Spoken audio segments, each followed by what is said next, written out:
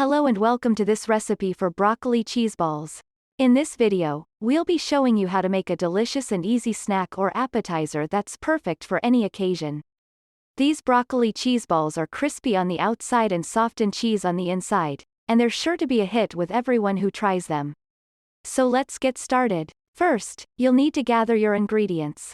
You'll need 1 head of broccoli, 1 cup of grated cheddar cheese, half a cup of breadcrumbs, 2 eggs, and some salt and pepper to taste.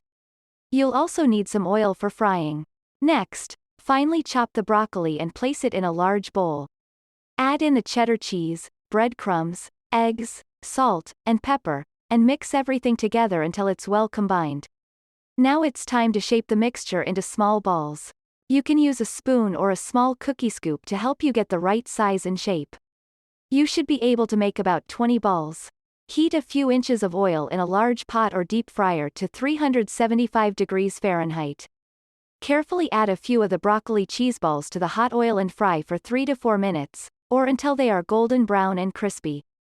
Use a slotted spoon to remove the broccoli cheese balls from the oil and place them on a paper towel-lined plate to drain. Repeat the frying process with the remaining broccoli cheese balls. Now your broccoli cheese balls are ready to serve. You can serve them hot, with carrots, eggs, and any desired garnishes. You can also serve them with a side of starch, such as rice or potatoes. We hope you enjoyed this recipe for broccoli cheese balls. We know you'll love these tasty treats as much as we do. Thanks for watching.